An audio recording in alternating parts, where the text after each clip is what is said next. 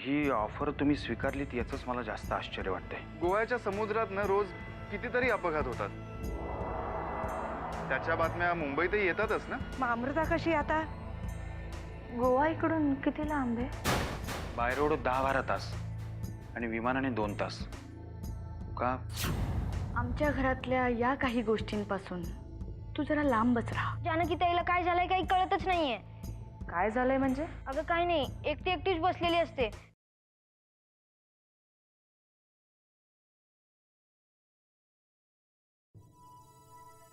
राधिका, मला तुझे आभार मानायचेत.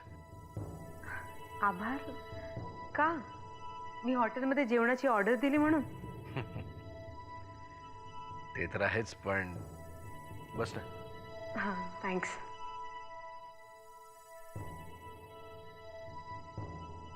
तू जो मला मंत्रीपद स्वीकारण्याचा सल्ला दिलास ना, तो आवडला मला, आणि ते मंत्रीपद स्वीकारायचं ठरवलंय मी. छान.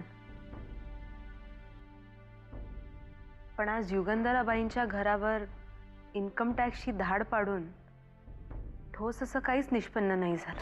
होणार सुद्धा नव्हतं. तो एक खडा टाकला होता मी पाण्यात, पाण्याची खोली किती आहे ते जाणून घेण्यासाठी. आता अंदाज आलाय. आता पुढच्या तयारीला लागायला हरकत नाही. म्हणजे पूर्वी कसं युद्ध सुरू होण्यापूर्वी सैनिक आपल्या धनुष्यातून टणात्कार काढायचे, ते फक्त आपली ताकद दाखवून देण्यासाठी. तसाच काहीसा प्रकार आहे हा. Anyway, thank you once again. तुम्ही आता लाजवताय मला.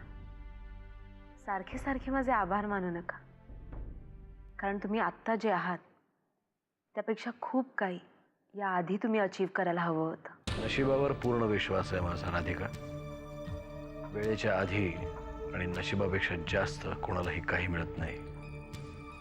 मुख्यमंत्रीपद हे माझं स्वप्न होतं आणि सार्वजनिक बांधकाम मंत्री हे सत्य. आता ह्या सत्याचाच पाठलाग करायचा ठरवले मी. तुमच्यातला हा उत्साह तुम्ही तुमच्या आजूबाजूच्या माणसांना पण शिकवा, कारण तीच माणसं तुम्हाला सतत मागे ओढत राहतील. हा म्हणजे मी माझ्या परीने प्रयत्न केला तुमच्या डोक्यातल्या साखळ्या तोडण्याचा. थँक्स. आत्ता का? हे ॲडव्हान्समध्ये आहे, कारण आता मला कॉफी प्यायला आवडेल. आत्ता आणते.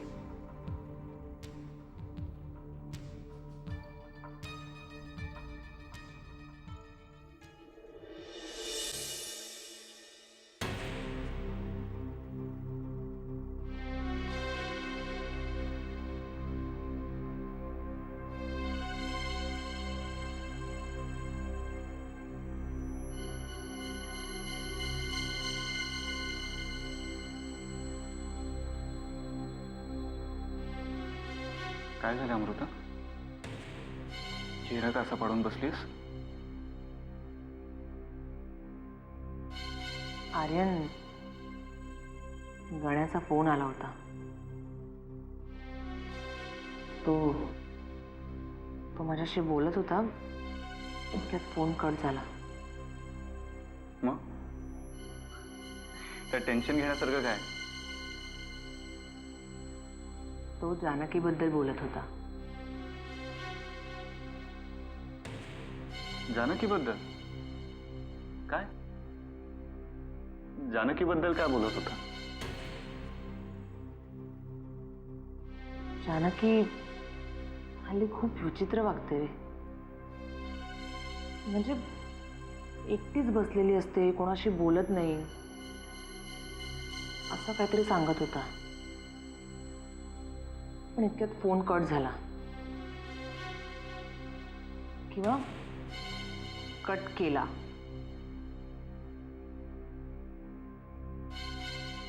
माझ्यात काळजी करण्यासारखं काय? अमृता, तुमच्या घरात सध्या परिस्थितीच अशी आहे ना की त्याच्यामुळे जानकी अशी वागत असेल. आणि बघ गण्याला जर काही काम असेल तर तो तुला फोन करेलच ना नंतर. काळजी कशाला करतेस?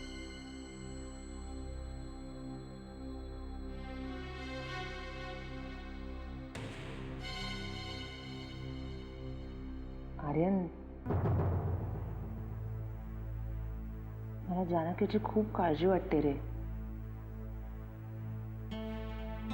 बाबा तिच्याशी कसे वागत असतील ना, याची पूर्ण कल्पना आहे मला. अमृता, हे बघ काही दिवस हे असंच चालू राहणार आहे.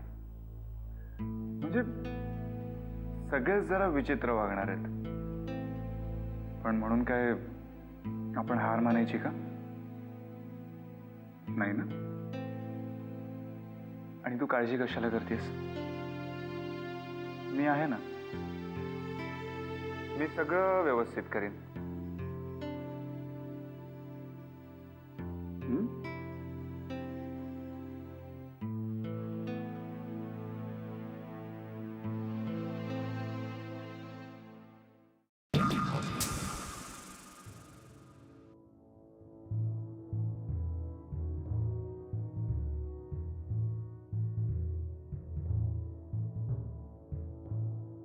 जानकी,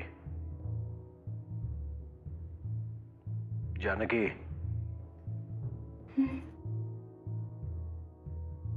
मला माहिती आहे मी माझ्या वागण्यामुळे सगळ्यांनाच खूप खूप त्रास देतोय.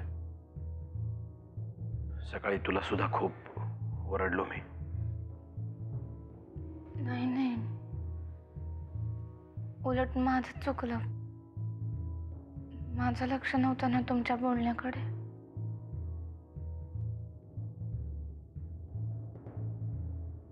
हो, पण जेवढं मी ओरडलो तेवढी मोठी चूक नव्हती तुझी. जानकी, तुला एक सांगू, तुझ्या जबाबदाऱ्या आता तुला लवकरात लवकर कळायला हव्यात. सगळीकडे किती दिवस पुरणार आहे मी तुला? असं का बोलताय? आपण कायम एकत्रच असणार आहोत. मी काय म्हणतोय ते कदाचित तुला कळणार नाही, पण तरी सांगतो. जानकी, मी सध्या अशा फेज मधून जातोय जिथून मागे वळून पाहायला मला वेळ उरणार नाही आणि मला मागे वळून पाहायचंही नाही. जो माझ्या बरोबर माझ्या वेगाने धावेल तो माझ्या बरोबर असेल. जो माझ्या बरोबर धावणार नाही त्याच्यासाठी इच्छा असूनही मी थांबू शकणार नाही. इतके वर्ष खूप थांबलो मी. आता मी कोणासाठीही थांबणार नाही. तुम्ही कितीही पुढे जा, पण जेव्हा जेव्हा पाठीमागे वळून पाहाल ना, तेव्हा तेव्हा मी तुमच्या जवळ असेल.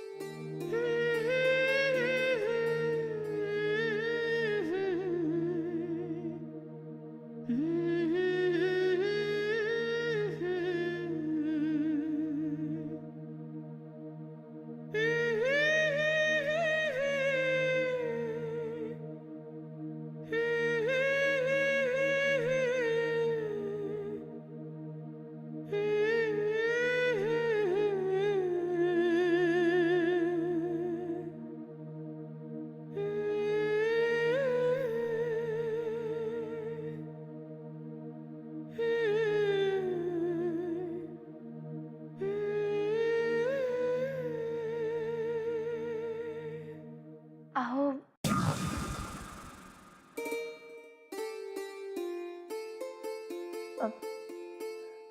मला तुम्हाला काहीतरी सांगायचं आहे.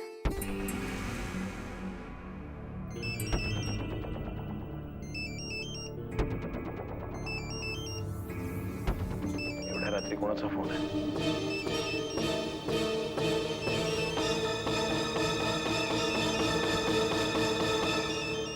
कोणाचा फोन आहे?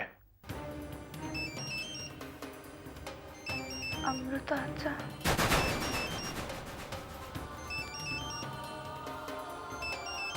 अहो,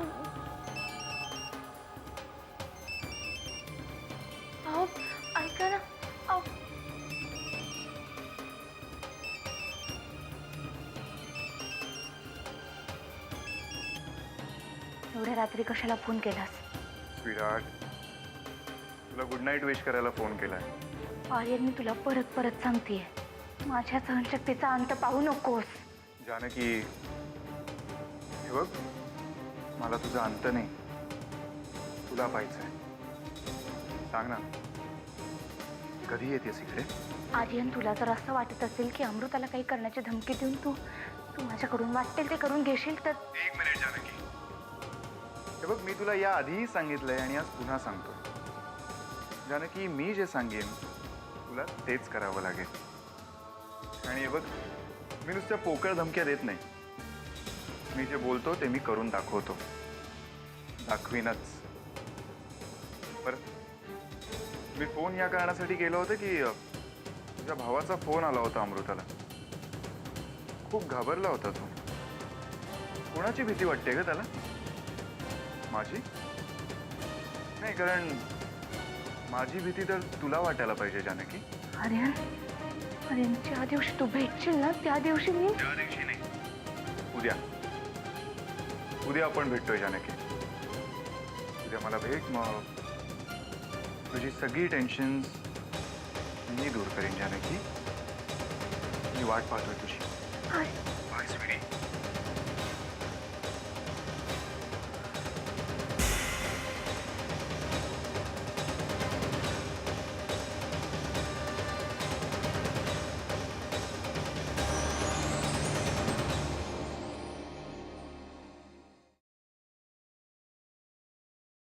good morning. Oh, good morning. आज एवढ्या सकाळी सकाळी? फिटनेस महत्वाचा नाही का? आजकाल रोज सकाळी मी वॉकला जाते. म्हटलं थोडं मेंटेन करावं स्वतःला. काय माहित, अजूनही माझ्यासाठी कोणीतरी थांबला असेल. अच्छा, म्हणजे अशा कुठल्या तरी अनोळखी माणसासाठी ही सकाळची दगदग. आय एम सॉरी, मी तुमची सकाळ जरा खराब करते. पण युगंधरा सरतापेने अक्षरशः गरळ ओकलीये. वाचा.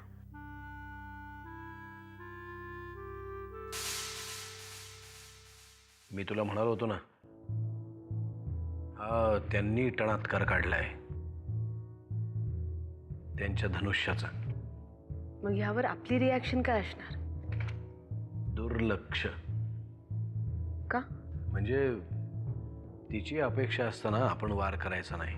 पण तुम्हाला कोणी सांगितलं की त्या अपेक्षा धरून बसल्या असतील म्हणून? म्हणजे त्यांनाही ठाम विश्वास आहे की तुम्ही दुर्लक्षच करणार. म्हणून तर मर्यादा सोडून टीका केल्या आहेत त्यांनी. मग मी काय करावं असं तुला वाटतंय? अब्रू नुकसानीचा दावा. कारण जर मीडिया हे तिचं शस्त्र असेल तर हे शस्त्र वापरण्याची अक्कली तिला हवीच. त्याने काय फरक पडणार आहे? न भूतो न भविष्यती फरक पडेल. जर आपल्या कृतीने समोरच्याचा अपेक्षा भंग झाला तरच ती चाल म्हणायची. नाहीतर सगळंच जर त्याला हवं असं आपल्याकडून घडायला लागलं तर थोड्या थोड्या यशानं सुद्धा मूठभर मास चढू शकतं समोरच्याच्या अंगावर.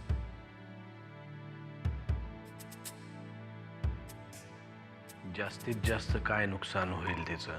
तिच्या न्यूजपेपरच्या ऑफिसला कुलूप लागू शकतं. कारण कोणताही पुरावा नसताना तुमच्यावर हे असले आरोप केले तिने. वैयक्तिक आयुष्य चव्हाट्यावर आणलंय तुमचं. खरं तर तुला माझा राजकीय सल्लागार म्हणूनच नेमलं पाहिजे. I will be honoured. माझं अहोभाग्यच समजेन मी.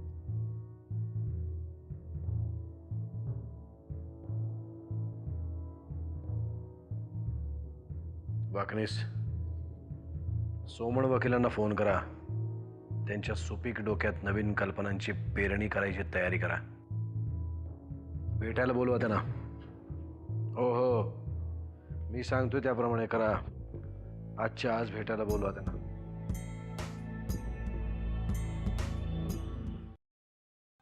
ऐकलं का युगंधरी? हो, नरसिंह किल्लेदार म्हणे आता सार्वजनिक बांधकाम खात्यावर फिल्डिंग लावणे. साप आता बिळाच्या तोंडाशी आलाय. त्याचा काठीच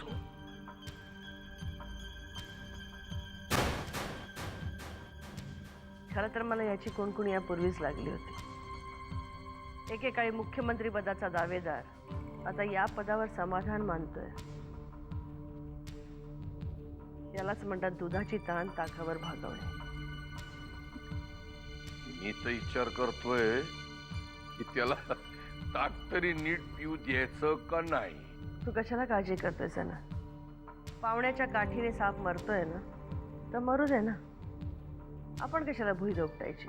म्हणजे आपण सोडून दुसरा बी कोणीतरी त्याच्या वाईटावर आहे म्हणायचा.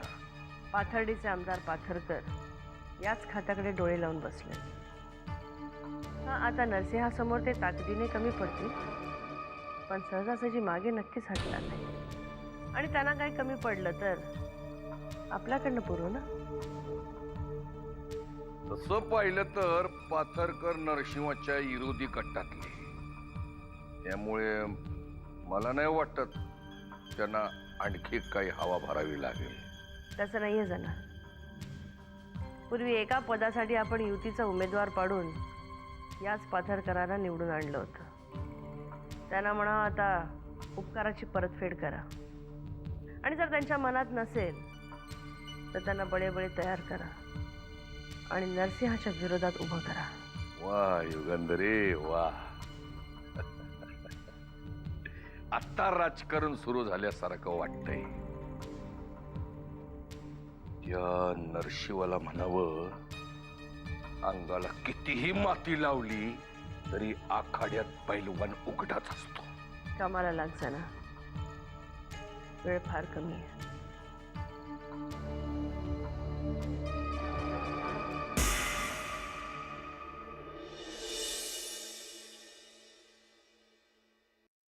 जानकी,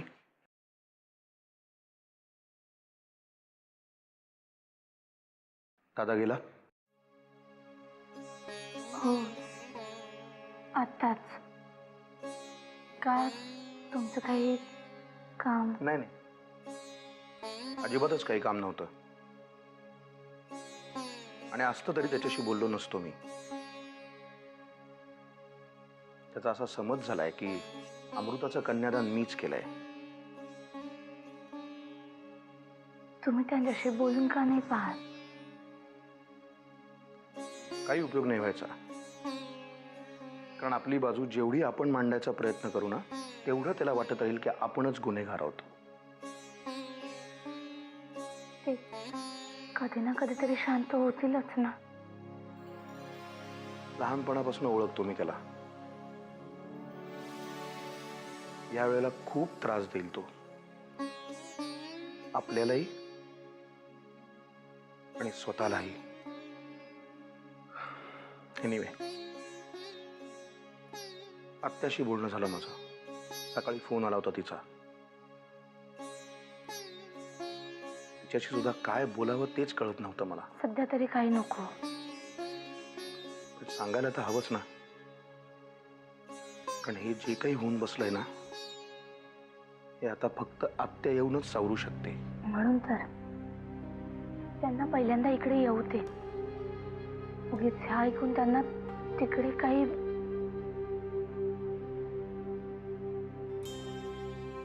यांच्याशी आत्याबाईंबद्दल तरी काही बोललात का तुम्ही?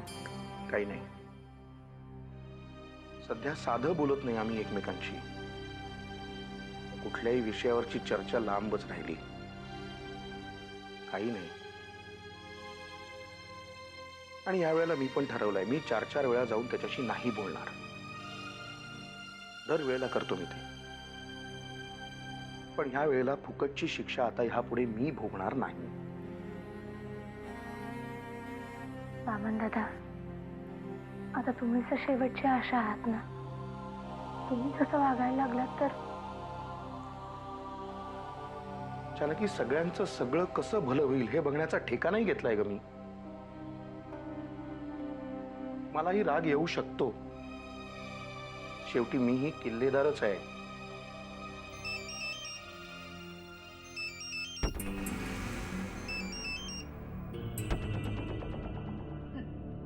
तुम्हाला हवं असेल तर मी बोलून पाहते यांच्याशी.